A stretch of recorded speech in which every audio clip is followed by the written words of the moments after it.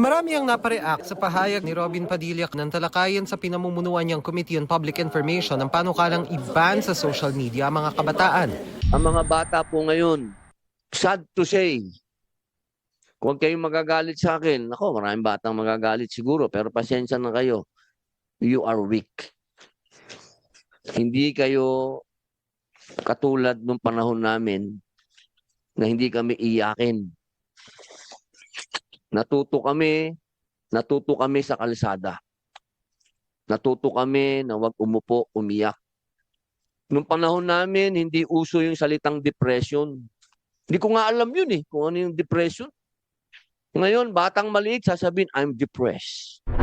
Nasabi niya ito matapos maungkat ang tungkol sa mga kaso ng self-harm sa mga kabataan dahil sa cyberbullying. Ilang kabataan aking nakausap may gustong itama sa mga pahayag ni Padilla. Ang pagiging vulnerable, for example, sa amin po, hindi naman po siya sign of weakness for me. Kakaiba po tayo ng generation, so ibig sabihin, so parang magkakaiba lang din po tayo ng way of coping po to those situations. Grabe mahina agad.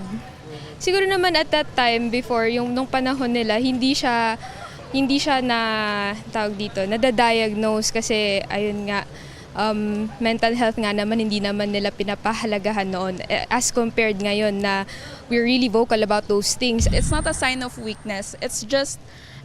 I believe it's also a sign of strength because the fact that you are opening about your vulnerability, it's not easy naman to open up and it takes a lot of courage and strength to speak up about it. Pinalagan din ng ilang grupo ang pahayag ni Padilla lalo't hindi nila imbento ng bagong henerasyon ng depresyon na nararanasan nila dahil sa hinaharap nilang krisis araw-araw. Sinusubukan pa namin makuha ang panig ni Padilla.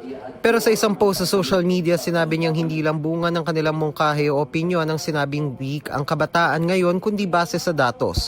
Kaya kung nais daw makatulong sa issue na ito ng mga kabataan, dapat tugunan ang nakasaad sa datos at harapin ang nangyayari sa kabataan.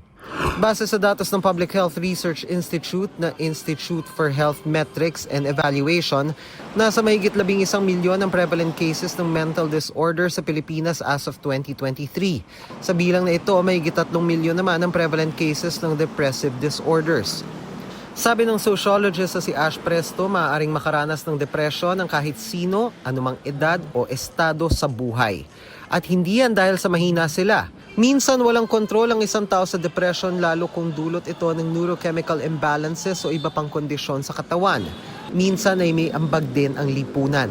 Painting depression as weakness is also dangerous, especially because there are also some social aspects to depression. And sometimes we do also have young people who cannot be diagnosed even if they're depressed because there is actually just a lack of mental health infrastructure in the Philippines. Nakababahala raw ang komento ni Padilla kasi tila binabaliwala at minamaliit nito ang karanasan ng ilan.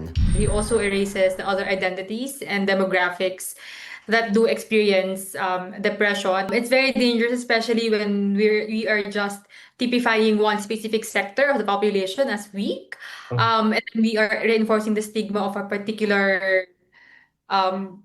mental condition as de facto indicator of weakness. Ayon pa kay Presto, dapat magkaroon ng infrastructure at intervention para sa mga dumaranas ng mental health issues. Danating Kungko, nagbabalita para sa GMA Integrated News.